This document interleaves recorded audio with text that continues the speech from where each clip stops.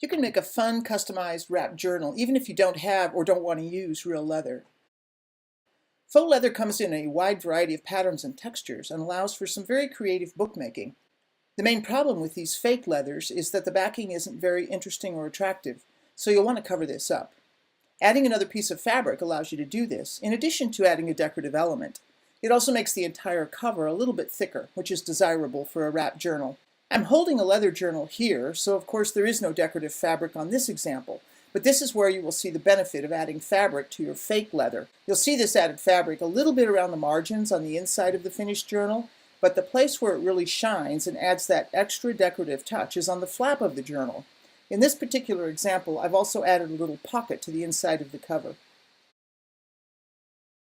To begin preparing your fabric, you want to cut the piece of fake leather and the piece of fabric that you'll be using. These don't need to be exact measurements yet, but it will help to have some idea as to the finished size of your book so you don't waste too much material. For this part of the cover, you just need some glue and something to apply it with. PVA glue is your best choice for this step because it remains flexible after it dries, and you definitely want this cover to stay flexible. You can use a brush or a roller to apply it. Be prepared to use quite a bit of glue for this process, as the fabric backing of the faux leather will really soak it up. And don't be stingy with the glue. You want these two pieces of fabric to stay firmly together forever.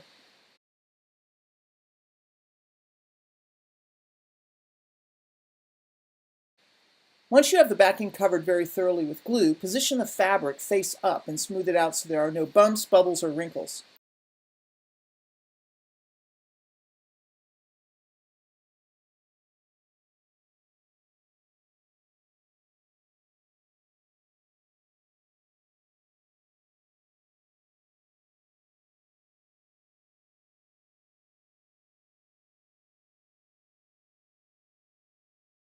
I like to use a clean roller with some pressure to make sure all of this has been pressed firmly together.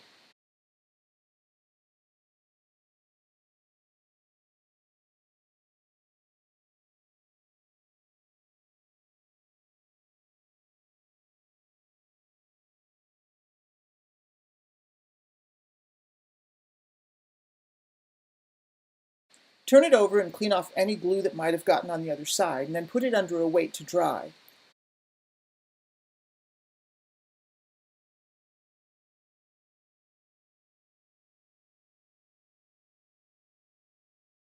To speed up the drying process, I often sandwich the material between blotters to help absorb the moisture.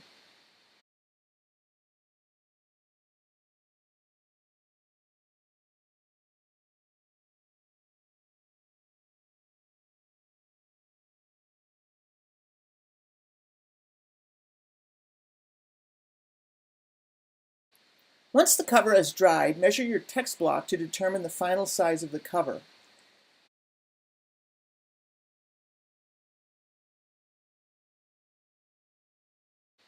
If you haven't created the text block yet, you'll need to do that before going any further.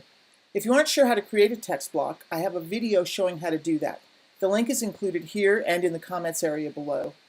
Once you have your text block, draw out a quick diagram to get the final measurements of the cover. Basically, you need to multiply the width of the text block by 2, add the width of the spine, add about 1/8 of an inch for the margin in the front of the cover, and then however much you want for the flap that folds over. As you can see, because of the wiggle room for the flap, you don't have to be very accurate with the overall length measurement. You want to be more accurate for the width. This should be the height of the textbook, plus a small allowance for margins top and bottom. As you can see in this diagram, I have allowed for 1/8 inch margins top and bottom.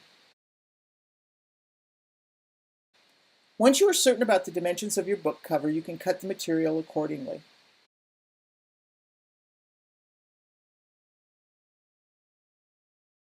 I have another video that shows you the details of finishing and attaching your text block, so I won't go into that in this video.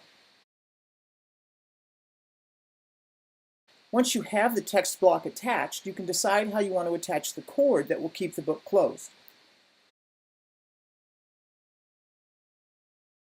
You can just cut simple slits in the cover, punch holes, or just simply wrap the tie around the cover without attaching it at all.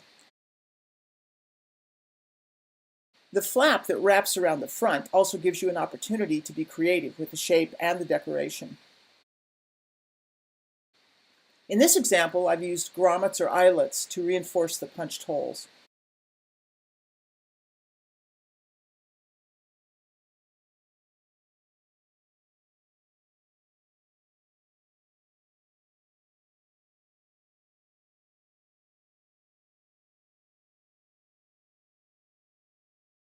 I'm also using a large bead to wrap the cord around.